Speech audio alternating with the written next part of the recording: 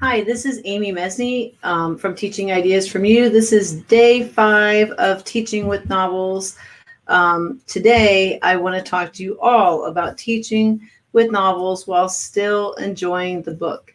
And I would like to start off with an apology to some of my students from long ago when I hadn't quite ironed out yet what I feel are best practices for using books, and I kind of killed them with work instead of focusing more on targeted skills and enjoying the book. But as we get better, we can share our knowledge with other people, and that's what I'm doing with you today. Because I always prefer to use books. I think kids get into books more versus like snippets of books, which is really what basils are. I remember as a kid, I used to think, because I was a big reader, and you would kind of get this basil that would start in the middle of a book, and you'd get into the chapter, and then that was it. Like, and it didn't like let you ever know how it resolved. It used to drive me crazy, to be honest. So as a teacher, I feel novels really allow kids to get into the book. They kind of see how the plot progresses, and it gives them more of a chance to kind of get engaged with it and take some ownership and like want to know what's going to happen. I think we can get a lot more bang for our buck if we use novels well. So if you have missed the other sessions, they are available. I've talked about finding time, finding money, ways that you can use novels, even if you're not teaching language arts. So today I want to focus on what are some things that you can do if you are reading novels so that the kids still enjoy the book and you still can assess what you need to assess. And it also helps not kill you with grading too. That was one thing I've learned. You don't have to grade everything. So let's go ahead and get started today. Let me pull open our presentation. All right, teaching with novels. Tips from my class. Use books you enjoy, especially for a read aloud, especially for read alouds. If you don't like the book, it's very, very obvious to kids. And honestly, if you don't like it and you're reading it aloud, it kind of shows. And then the kids aren't that engaged either.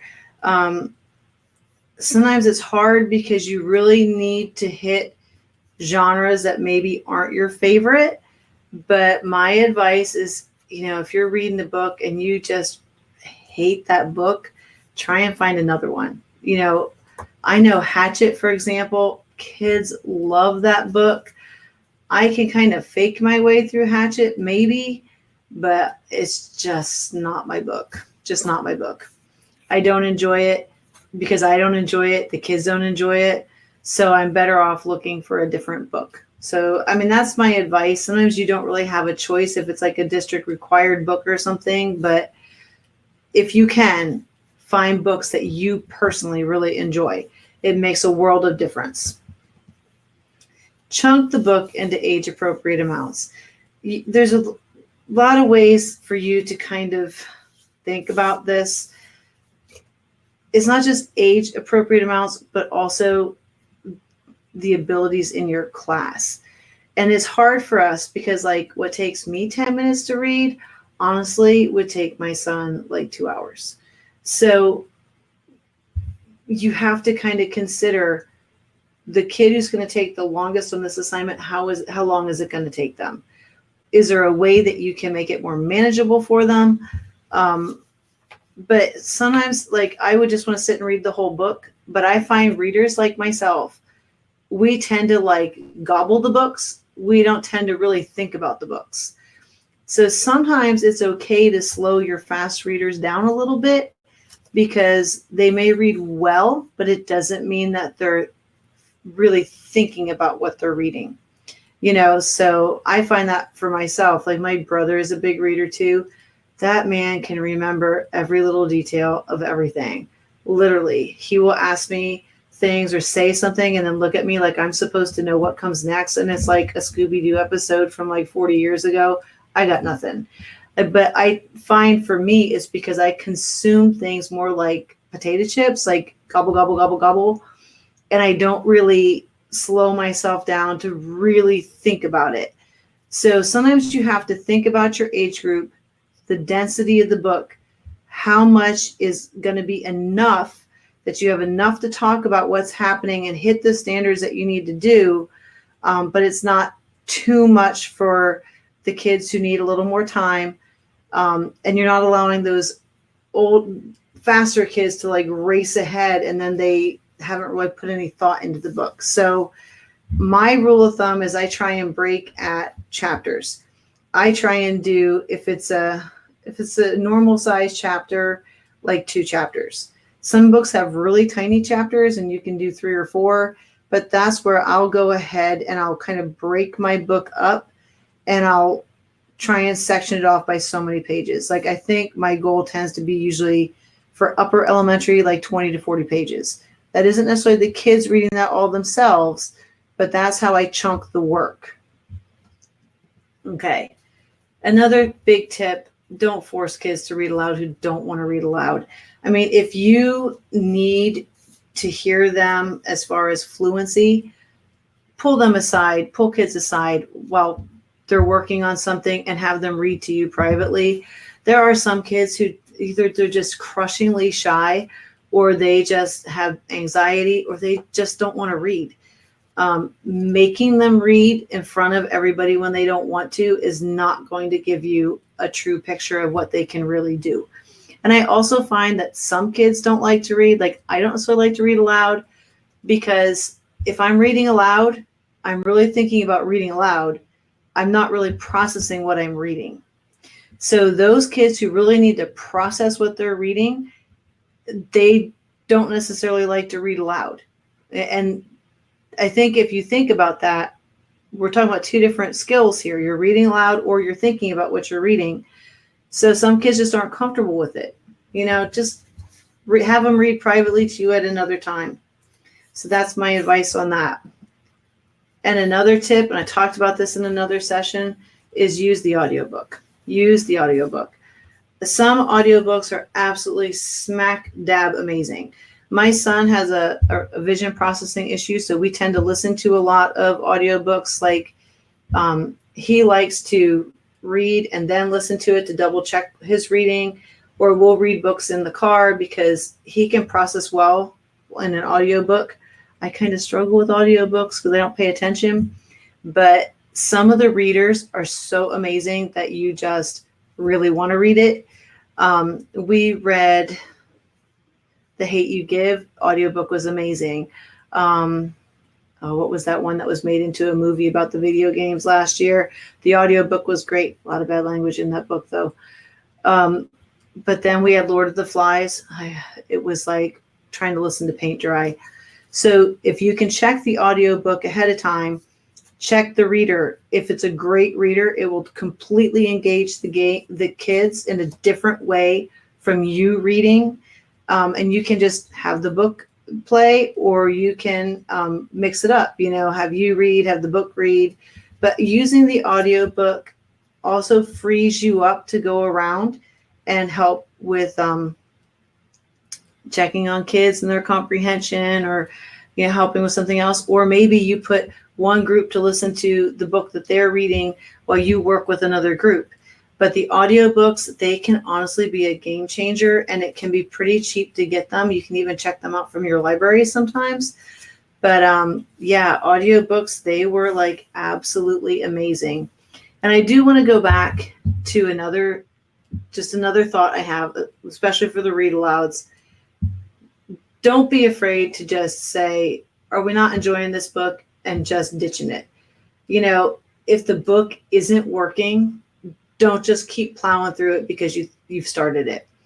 Like, I love A Wrinkle in Time, but I tried to use it as a read aloud one time and it just didn't work. Like, it was horrible. I cannot do all the voices, and I couldn't.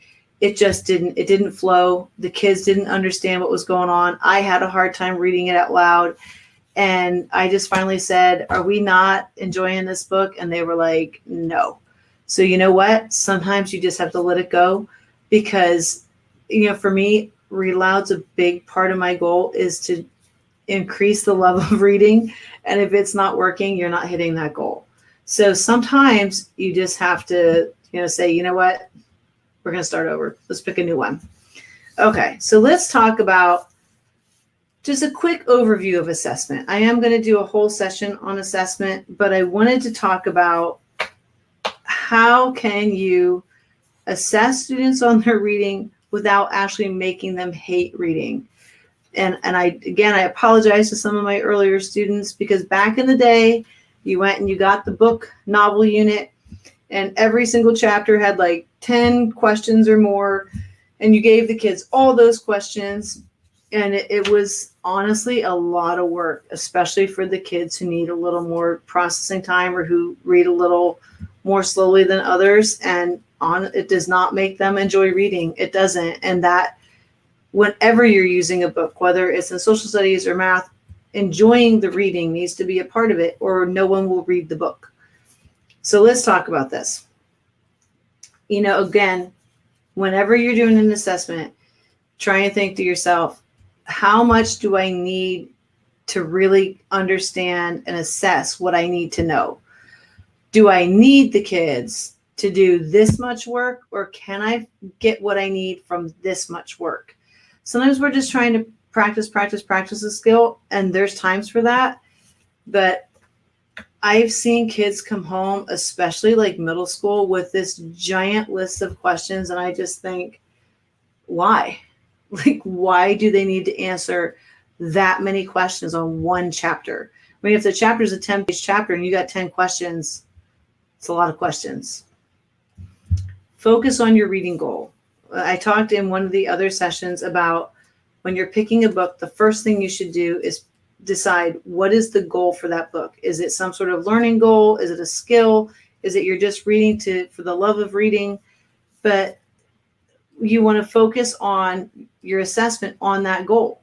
If you're trying to assess their ability to determine theme, focus on theme. They don't need to do 20 questions on theme every chapter. It just makes sense. Think about comprehension questions. My friend's son was in the advanced reading last year, and she would tell me, and he's a good reader, like a very good reader. He would come home with like 15 to 20 questions that he had to give text evidence for every single question. And they were like due the next day or like within 2 days. I mean, these are kids who have all advanced classes and they have a lot of work. It took hours. And I just thought my son would never finish that. Never. It would take so long for him to do it. Not that he can't read, but it's very hard for him to scan a book because of his eye problem. So sometimes I think if we focused our questions on better questions, then we wouldn't need so many. We have something in our county called Book Bash. And when it first started, one of the choices was to be on like a book quiz team.